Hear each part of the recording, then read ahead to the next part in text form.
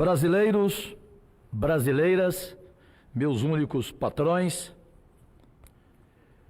hoje, segunda-feira, 25 de fevereiro de 2019, amigo e exemplo do Distrito Federal, senador Isalci Lucas, que mais uma vez preside essa sessão de segunda-feira, delegada Soraya, que é um exemplo dessa casa, senadora, senador Álvaro Dias, que também estava ali com a gente no cafezinho, e com certeza daqui a pouco chega o senador Paulo Paim, não, presidente Isalci?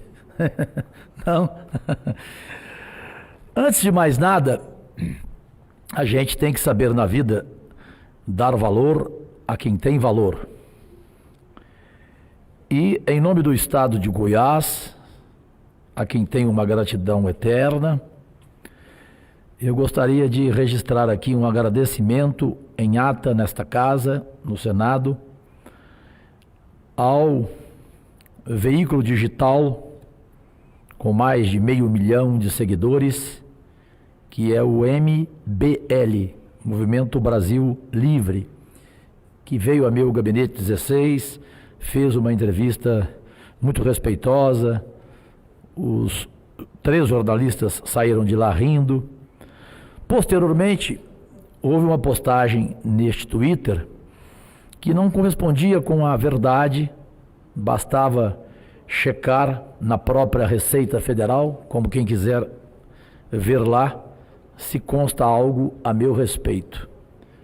O meu único patrimônio é o meu CPF. Então, eu agradeço a direção, a um deputado federal aqui, ao Renan, enfim, a toda a direção deste veículo digital MBL, de enorme alcance nacional, a toda a redação, por terem retirado esta postagem que não corresponde com a verdade, e não só eu, como meus advogados, estão à disposição para o esclarecimento do fato. Presidente, eu não sei se o senador Álvaro Dias, quando fizer uso da palavra, pela experiência dele, por tudo que ele representa na história desse Senado, não sei se a senadora Soraya pensa o mesmo, e se o próprio presidente pensa, pois aqui sou um humilde aprendiz de todos os senhores e as senhoras, mas tenho visto que a Câmara está pautando este Senado.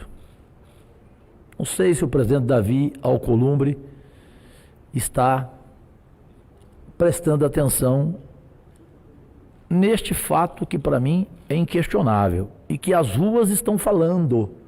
Neste final de semana ouvi de muita gente esclarecida, de brilhantes jornalistas, Cajuru, a Câmara está pautando o Senado. O Senado não pode permitir.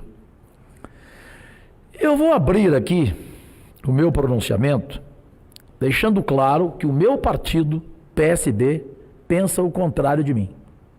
Mas o raro, ético presidente nacional do PSB, conhecido Carlos Siqueira, disse a mim que eu teria liberdade no partido, além de me colocar como líder da bancada do PSB nesse Senado. Então, se sou livre, tenho o direito de pensar diferente do meu partido.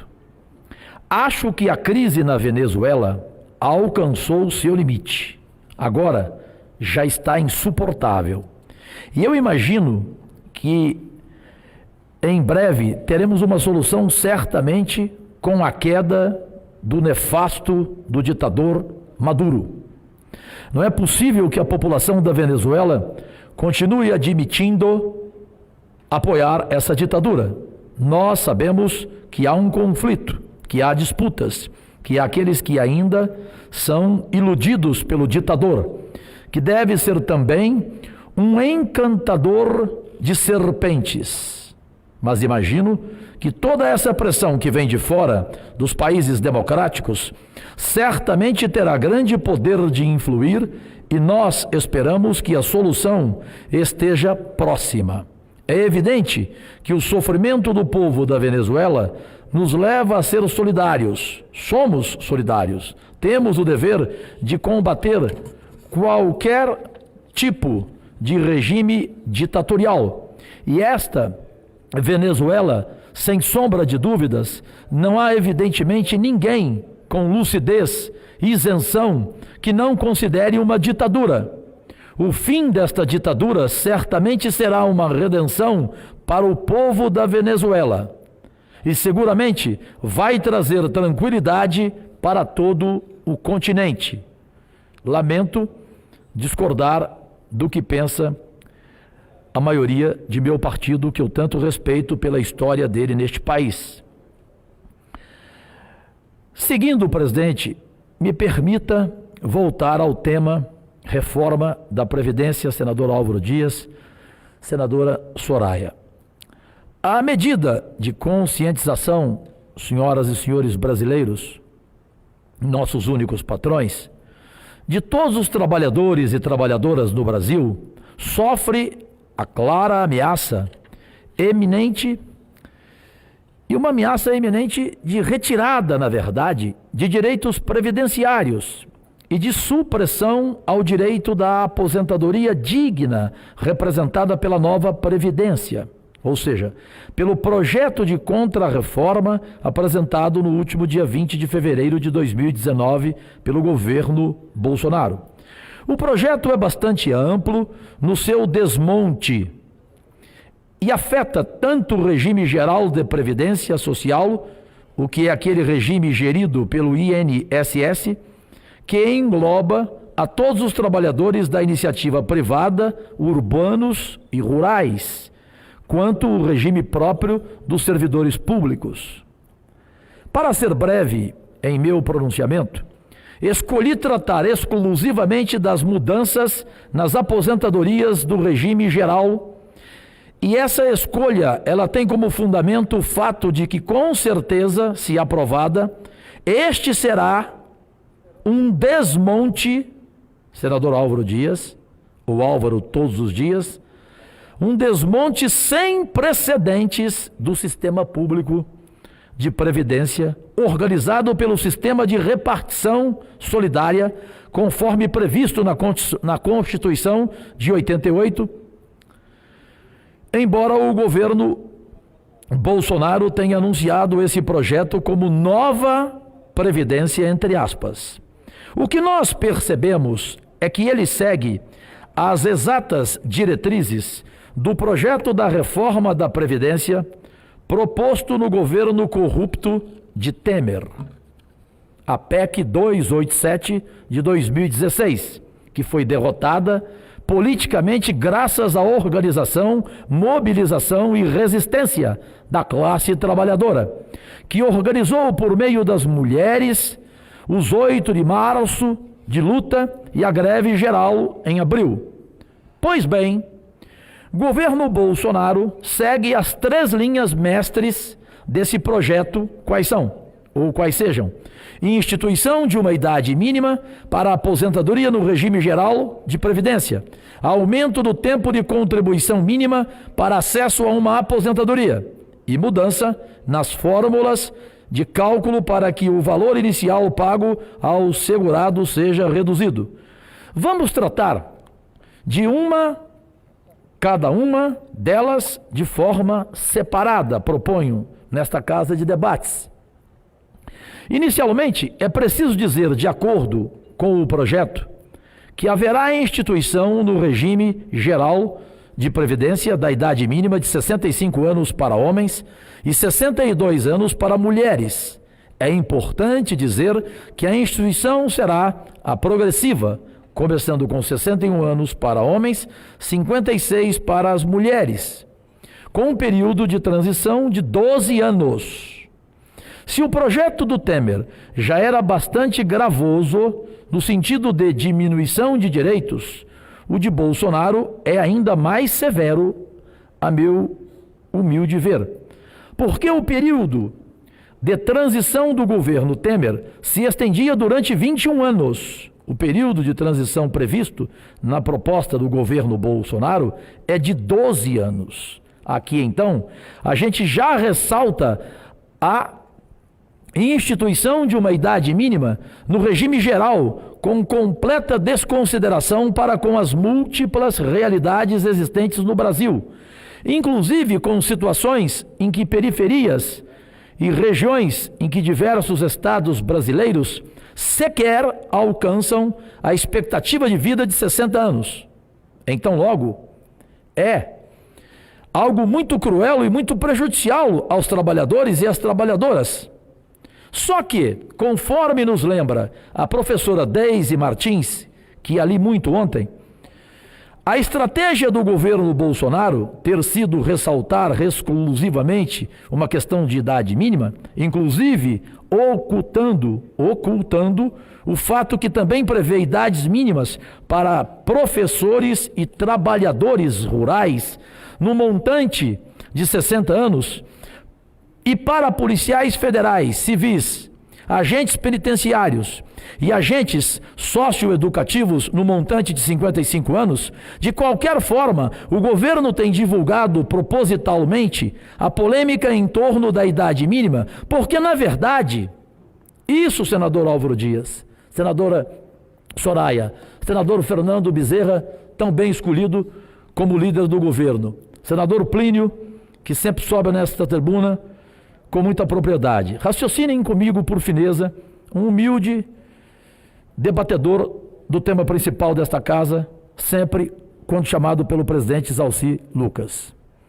Então, o governo tem divulgado propositalmente a polêmica em torno da idade mínima, porque, na verdade, isso oculta, escamoteia os outros pilares de desmonte da Previdência, representados pelo aumento do tempo de contribuição e pela mudança na fórmula de cálculos. Aqui nós temos que dizer que a instituição da idade mínima é só o começo da tragédia, é só um anúncio, porque ela vem conjugada com a segunda medida, que é o aumento do tempo de contribuição mínima para o acesso a uma aposentadoria de 15 para 20 anos.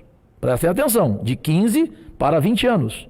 Aqui eu gostaria, na conclusão, de lembrar a diferença do conceito de tempo de contribuição e de tempo de serviço.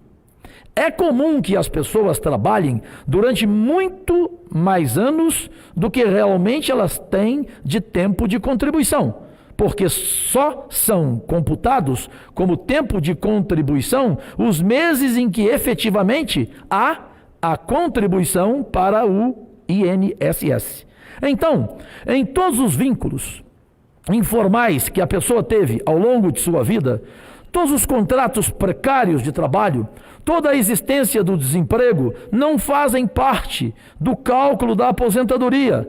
Só se computa o tempo de contribuição efetivamente e efetivamente pago. Essa já é uma problemática bastante acentuada numa realidade do mercado de trabalho marcado pela alta rotatividade da mão de obra, pelo desemprego, pela informalidade, pela absoluta precariedade e precariedade dos vínculos de emprego. Esses já seriam problemas, mas quando a gente faz uma análise comparativa com a dinâmica de concessão da aposentadoria hoje em dia, isso se revela muito perverso. Hoje, a principal modalidade de aposentadoria dos trabalhadores, a aposentadoria por idade, que prevê o tempo mínimo de contribuição de 15 anos, pela proposta do governo Bolsonaro, vai, na verdade, aumentar em 5 anos esse tempo mínimo. E de acordo com os dados do DIEESE, Departamento Intersindical de Estatística e Estudos Socioeconômicos, aumentando em 5 anos, eu vou estar excluindo da proteção previdenciária 60%. Atentem-se, brasileiros e brasileiras. Vamos excluir da proteção previdenciária 60% da classe trabalhadora. Bom, aí então, instituição de idade mínima, aumento do tempo de contribuição, ok. Mas com essas duas performances, quanto que seria, pergunto eu, a minha aposentadoria? E aqui a gente entra, para finalizar, numa questão que é muito pouco debatida quando se fala sobre reforma da Previdência, que é a mudança na forma do cálculo dos benefícios. Hoje em dia, para voltar no nosso exemplo da aposentadoria por idade, que é a aposentadoria da ampla classe trabalhadora deste país, com 60 e 65 anos de idade, para os trabalhadores urbanos, tempo de contribuição de 15 anos, se tem acesso a uma aposentadoria que corresponde a 85% do meu salário de benefício. Aí eu atinjo 100% quando eu completo 30 anos de tempo de contribuição.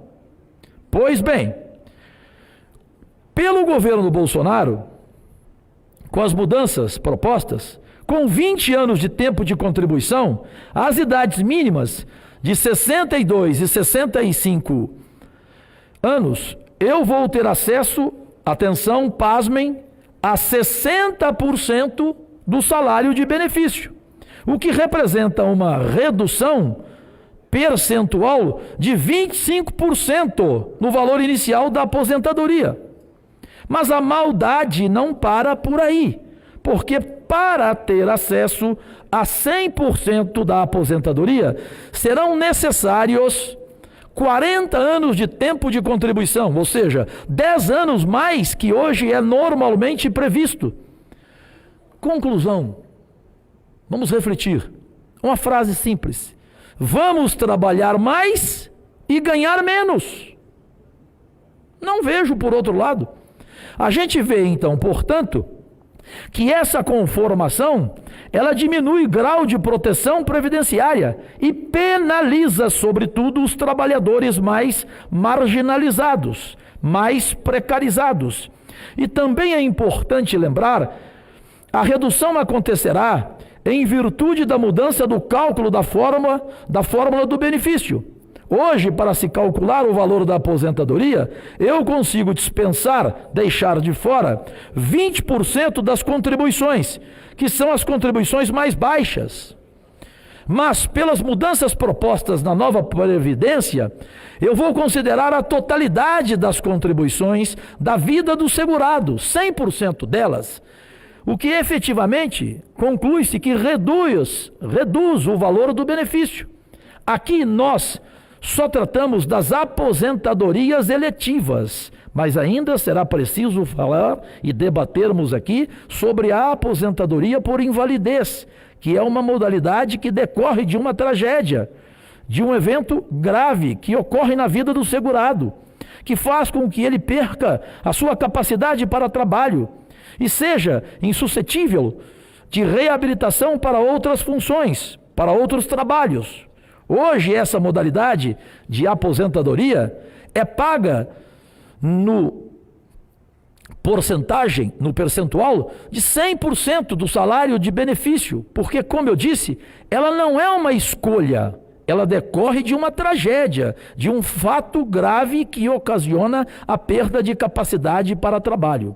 Pois bem, na proposta da reforma do governo do Bolsonaro, a aposentadoria por invalidez vai seguir as regras gerais das aposentadorias, ou seja, para todos entenderem todas no Brasil e aqui nesse Senado, será paga na modalidade de 60% do salário de benefício, quando não decorrer de acidente de trabalho ou de doença profissional, ou também do trabalho.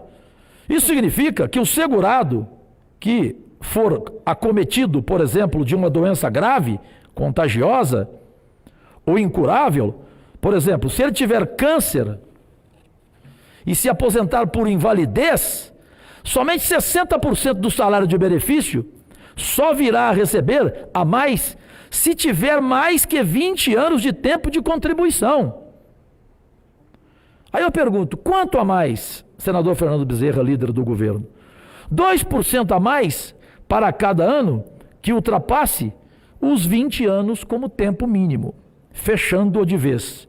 Com tudo isso, quero alertar para as graves mudanças que estão sendo planejadas para a previdência do trabalhador e da trabalhadora. Não há mudança no sentido de promoção de igualdade, do bem-estar, da justiça social. o que é uma transferência para os trabalhadores e das trabalhadoras da conta gerada pela grave situação da dívida pública brasileira. Eu gostaria de pedir que essas pessoas acessem os conteúdos disponíveis, sobretudo no canal da Auditoria Cidadã da Dívida, que certamente o senador paranaense Álvaro Dias sempre lá confere cada detalhe, porque lá fornece materiais de ótima qualidade para a gente entender que não existe um déficit, um rombo na Previdência. O que existe é um roubo da Previdência. É utilizando a fala do governo que vai economizar R$1 trilhão em 10 anos com a reforma? Perguntamos. Economizar, senador Plínio, economizar para quem? É a pergunta que faço de forma respeitosa. Sobretudo, economizar em cima da vida de quem? Estou perguntando com ponto de interrogação.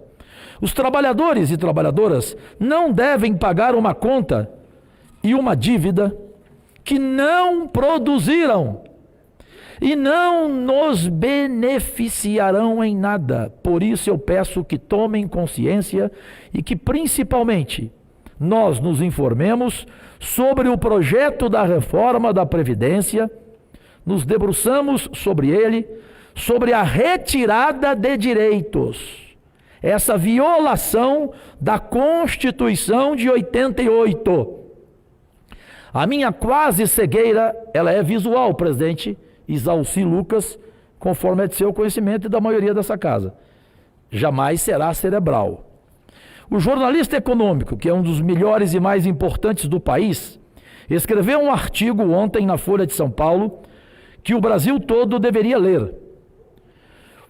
O título é Luta Feia pelos Restos do País. O Brasil está numa situação de optar entre a guerra pelos fundos públicos e o suicídio. Está na Folha de São Paulo de ontem. Eu assim concluo e peço aqui apenas que se registre também,